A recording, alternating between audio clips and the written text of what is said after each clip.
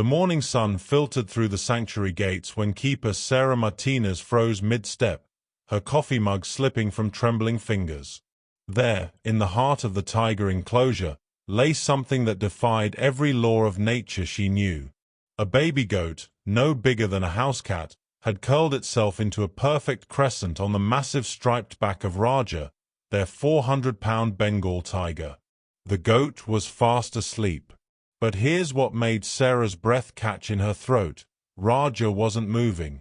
This apex predator, this magnificent killing machine built by millions of years of evolution, was lying perfectly still, as if he understood that one wrong movement could crush the tiny life resting against his spine.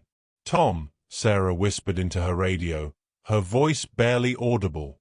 "You need to get down here. Now." What happened next would challenge everything we think we know about predator and prey, about instinct and choice, about the mysterious bonds that form when fear gives way to something deeper. But the real secret, the one that would leave hardened wildlife experts in tears, wouldn't reveal itself for 3 more weeks. Within minutes, the entire morning crew had gathered at the fence line, hearts hammering against their ribs. Tom Rodriguez, head keeper with 23 years of big cat experience, arrived expecting to coordinate a rescue mission. Instead, he found himself witnessing something that would haunt his dreams and warm his heart in equal measure. "In all my years," Tom would later tell reporters, "I've never seen anything like it. The tiger's breathing was so controlled, so careful. It was like he knew." The goat, they'd later name her Luna for her crescent moon sleeping position, had somehow wandered from the farm animal section during the night. She should have been a midnight snack. She should have triggered every hunting instinct in Raja's DNA. Instead, she'd found something no wildlife manual could explain. She'd found sanctuary on the back of a tiger. But how does a baby goat, abandoned by her own mother and weighing barely 8 pounds, end up choosing the most dangerous place in the entire sanctuary as her bedroom? How does a Bengal tiger, hardwired by millions of years to hunt and kill, become a living, breathing mattress for his natural prey? The answer lies in a story that began 3 months earlier, in the darkest corner of the sanctuary's medical wing, where Raja lay recovering from wounds that ran deeper than flesh. You see, Raja hadn't always been the gentle giant lying motionless beneath Luna's sleeping form. He'd arrived at the sanctuary 18 months ago, rescued from an illegal breeding operation where tigers lived in concrete cells no bigger than parking spaces. The physical wounds healed quickly under veterinary care. The emotional scars ran deeper. He wouldn't interact with anything, recalls Dr. Elena Vasquez, the sanctuary's chief veterinarian. No toys, no enrichment activities, barely any response to our voices. It was like he'd forgotten how to be a tiger. But that wasn't the whole story. 3 months before Luna's miraculous morning appearance, Raja had been introduced to something that changed everything: fatherhood. The sanctuary had received 2 orphan tiger cubs, and in a desperate attempt to provide them with a father figure, they'd carefully introduced them to Raja. For 6 beautiful weeks, transformation bloomed. Raja's amber eyes regained their spark. He'd groom the cubs with his massive tongue, play fight with a gentleness that astounded his keepers, and sleep curled around them like a living fortress. The cubs brought out something primal and protective in him, not the predator, but the protector. Then tragedy struck with the swift cruelty that nature sometimes shows. Both cubs contracted a rare virus that swept through their weakened immune systems in just 4 days. Despite around-the-clock veterinary care, despite every medical intervention available, the cubs didn't survive. Raja stopped eating for 11 days. The keepers found him lying in the exact spot where he used to sleep with the cubs, staring at nothing, his massive frame trembling with a grief that transcended species. They'd witnessed heartbreak before in their rescued animals, but never like this. Never so raw, so consuming, so utterly human in its devastation.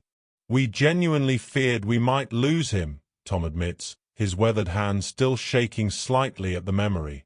not to illness, but to sorrow. And that's when Luna entered the story, a baby goat rejected by her own mother, bottle-fed by volunteers, struggling to find her place in a world that seemed to have no room for the small and vulnerable. What the keepers witnessed that morning wasn't just an impossible friendship beginning to bloom. It was healing recognizing healing. It was a broken father meeting an abandoned child. It was two wounded souls finding exactly what they needed in the most unlikely place imaginable. But Luna sleeping peacefully on Raja's back was just the beginning. Because what happened over the next 3 weeks would challenge everything scientists thought they knew about animal behavior, maternal instinct, and the invisible threads that bind all living things together. The real question isn't how a baby goat ended up sleeping on a tiger's back. The real question is what happens when a predator decides to love instead of hunt, when instinct bows to choice, and when the most dangerous creature in the sanctuary becomes the gentlest protector of the most vulnerable. That story, the one that made grown wildlife experts weep and changed how we understand the animal kingdom forever, that story starts now.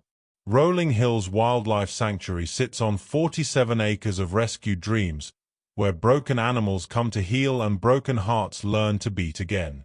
Nestled in the California foothills, it's home to over 200 animals who've survived the worst humanity can offer: circus abuse, illegal breeding, abandonment, and neglect. But this isn't your typical zoo story. This is a place where miracles happen daily, where a one-eyed eagle learns to soar again, where arthritic bears discover joy in shallow pools, and where the impossible becomes routine.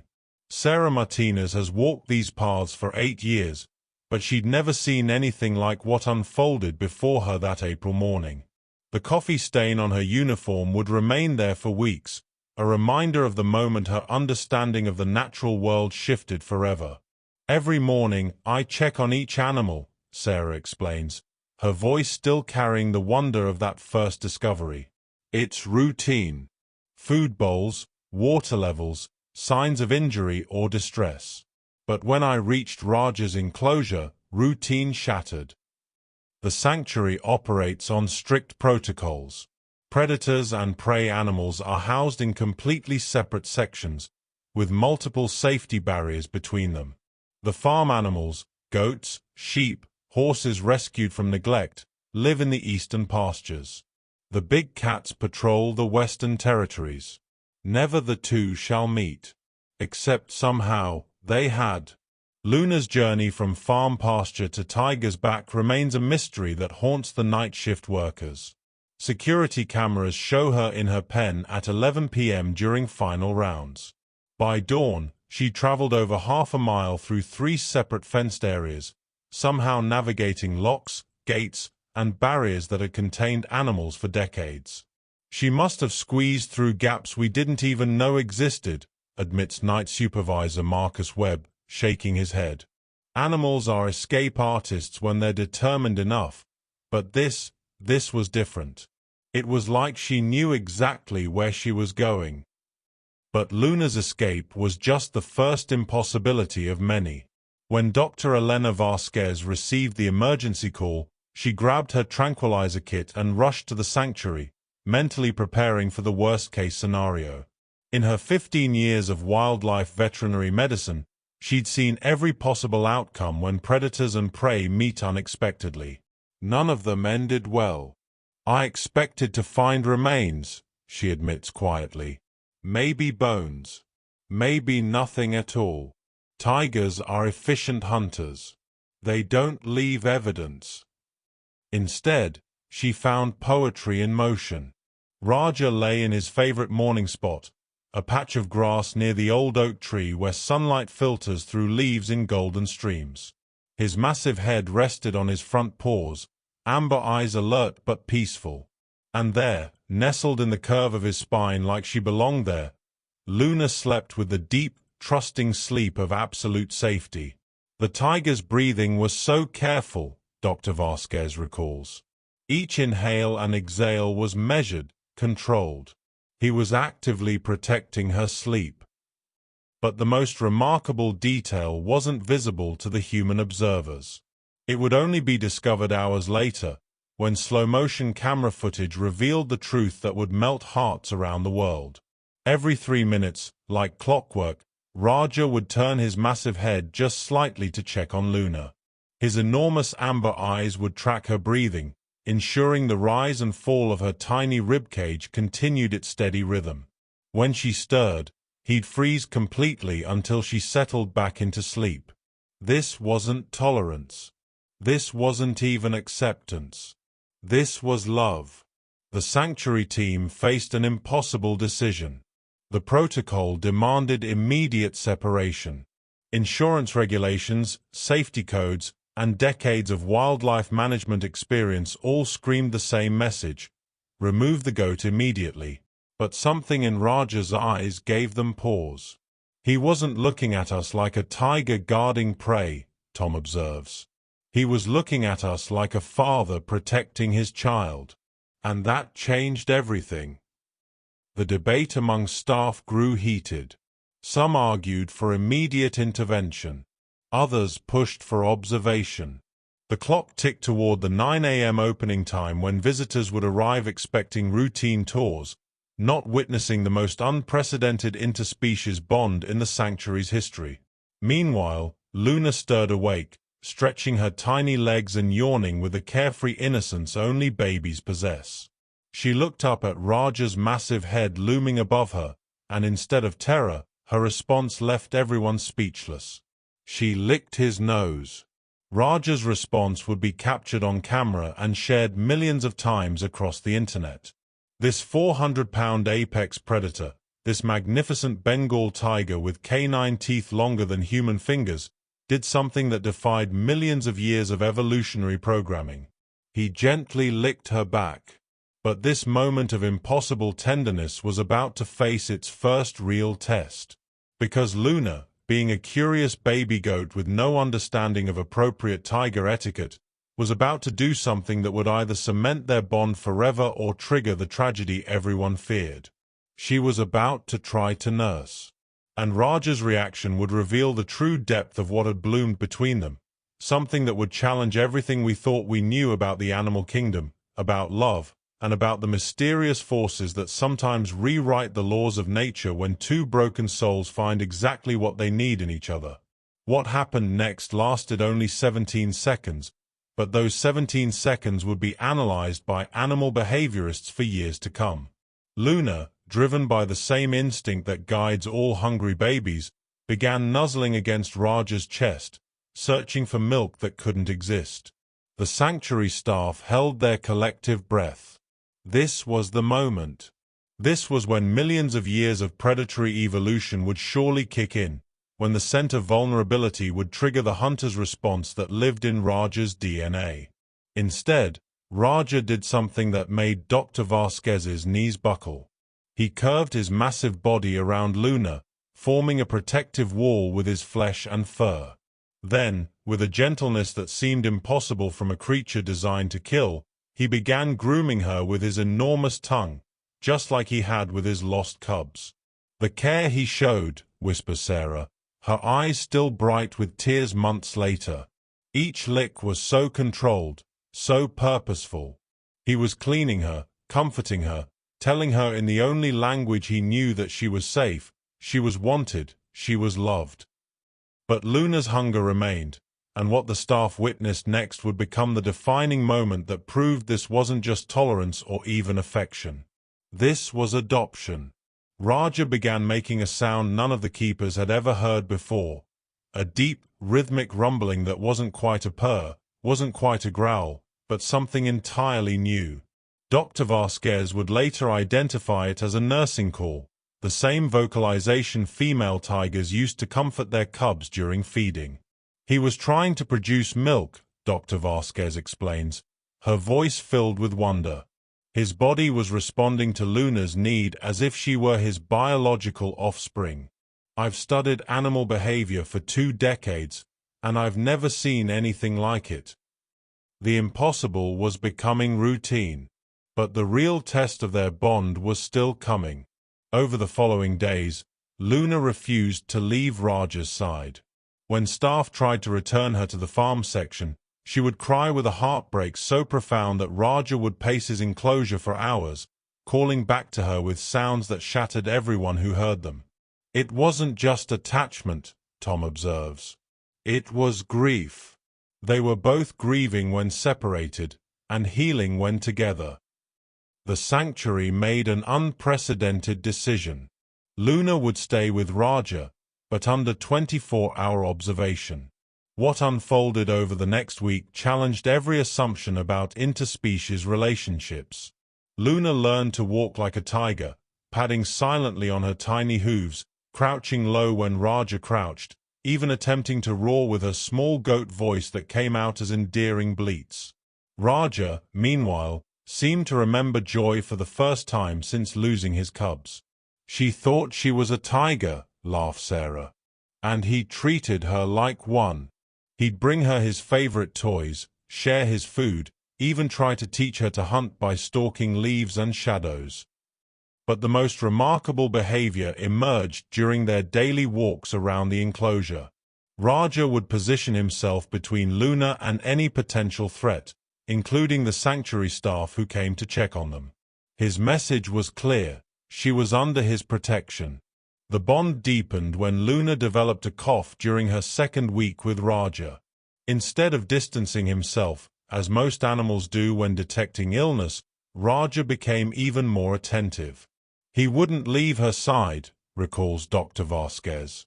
When we needed to examine her, he'd position himself where he could maintain physical contact while we worked. His paw would rest against her back the entire time. The cough proved minor, just a reaction to the changing weather, but Raja's response revealed the depth of his commitment. This wasn't just friendship. This was family. Dr. Vasquez decided to settle the debate scientifically. She arranged for a team of independent animal behaviorists to study Luna and Raja's relationship, using everything from hormone analysis to behavioral mapping. The results silenced the skeptics forever. Every test confirmed what we were seeing, Dr. Vasquez explains. Raja's oxytocin levels, the bonding hormone, spiked whenever Luna was near. His cortisol, stress hormone, dropped to the lowest levels we'd ever recorded in him. Biochemically, his body was responding to Luna exactly as it would to his biological offspring. The research revealed something extraordinary about the nature of love across species barriers. Dr. Jennifer Morrison, the lead behaviorist, discovered that Raja's brain had literally rewired itself to accommodate Luna. Neuroplasticity in adult tigers is extremely rare, Dr. Morrison explains. But grief and then love had created new neural pathways in Raja's brain. He wasn't fighting his instincts, he developed new ones.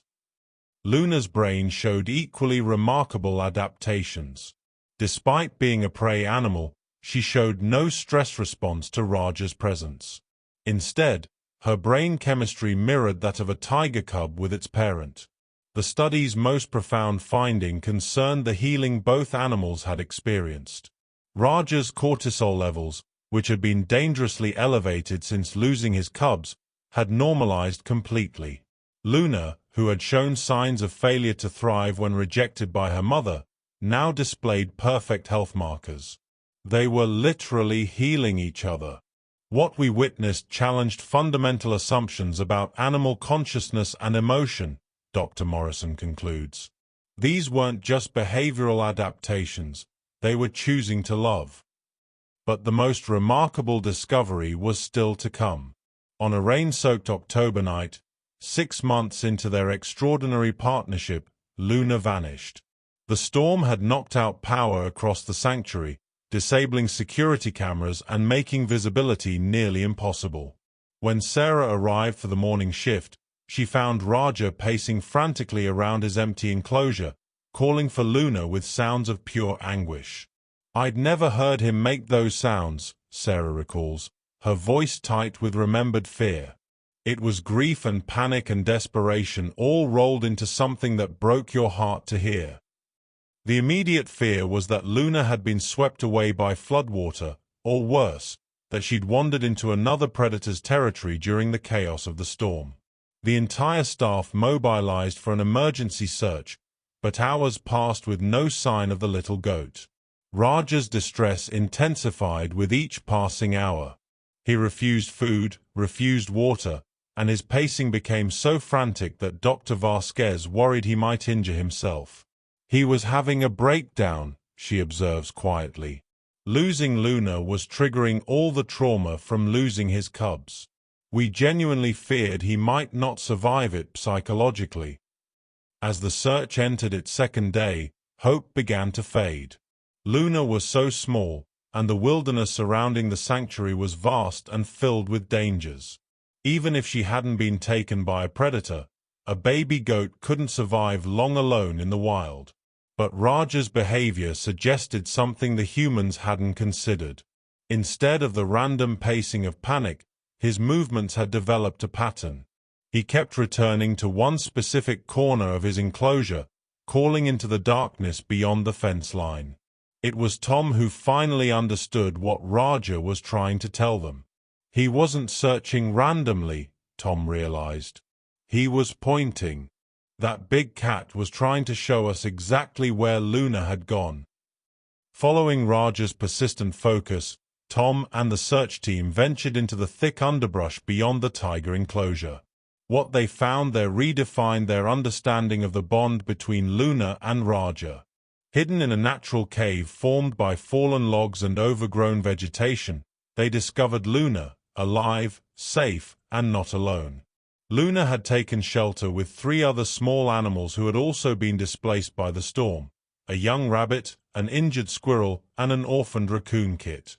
But most remarkably, she was caring for them, sharing her body warmth, grooming them, and keeping them calm with soft bleating sounds. She was mothering them, Sarah breathes, still amazed by the memory. This little goat who had been raised by a tiger was now protecting other vulnerable creatures the same way Raja protected her. The rescue team carefully extracted all 4 animals, but Luna's first concern wasn't for her own safety, it was returning to Raja. She cried continuously until she could see her tiger father again, and their reunion left no eyes dry among the sanctuary staff. Raja's relief was overwhelming. He examined every inch of Luna with his nose and tongue, ensuring she was unharmed, before gathering her against his massive chest and holding her there with a gentleness that still brings tears to those who witnessed it. But Luna's adventure had revealed something profound about the nature of the love she'd learned from Raja. She hadn't just received protection, she'd learned to provide it. Luna's rescue of the small animals during the storm led to an unprecedented decision at Rolling Hills. A special habitat was created where Luna could continue caring for orphaned and injured small creatures, with Raja's enclosure expanded to include visual and limited physical contact with her charges. What emerged was a unique ecosystem of healing, where predator and prey existed in harmony, where the abandoned learned to nurture, and where love truly did conquer instinct. Luna became our best rehabilitation specialist, Dr. Vasquez explains with pride. Animals that wouldn't respond to human care would calm immediately in her presence. She'd learned Raja's gift for healing others. The scientific community took notice. Studies of the Rolling Hills model began appearing in veterinary journals, animal behavior publications, and psychology texts. Luna and Raja had inadvertently created a new understanding of trauma recovery and interspecies bonding. Visitors came not just to see the famous pair, but to witness the broader community of healing they'd inspired. The sanctuary became a pilgrimage site for those seeking proof that love, compassion, and second chances were possible in an often cruel world. But perhaps the most profound impact was on the humans who cared for them. They changed us, Tom admits.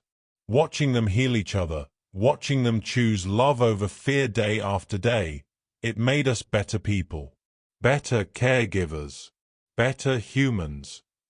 Sarah nods in agreement. When people ask me if I believe in miracles, I tell them about a baby goat who slept on a tiger's back and healed a broken heart just by being brave enough to love. 2 years have passed since that first miraculous morning when Sarah dropped her coffee mug. Luna is now a full-grown goat, her white coat lustrous with health and contentment. Raja shows silver around his muzzle but remains the gentle giant who chose love over instinct on a morning that changed everything.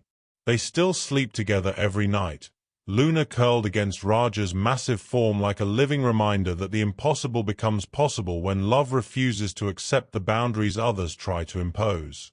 People ask if their relationship will change as they age, Dr. Vasquez muses.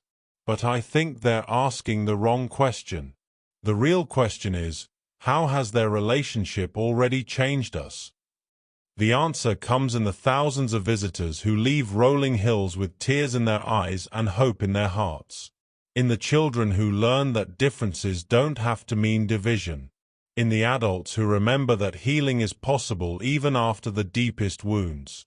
In the staff who witness daily proof that love really can rewrite the rules of nature. Luna's story has inspired sanctuaries worldwide to reconsider rigid species separations.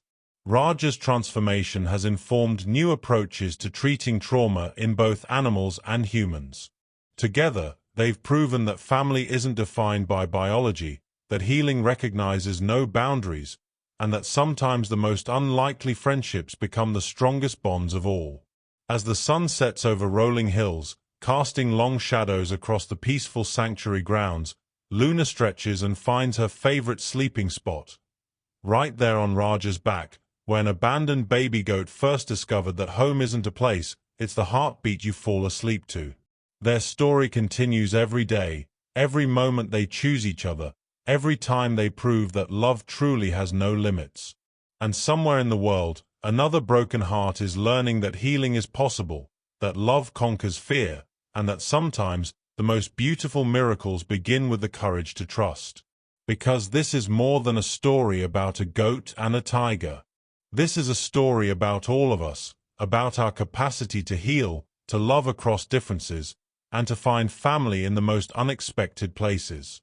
This is the story of what becomes possible when we choose compassion over instinct, when we offer shelter instead of fear, and when we remember that sometimes the biggest hearts beat in the most unlikely bodies.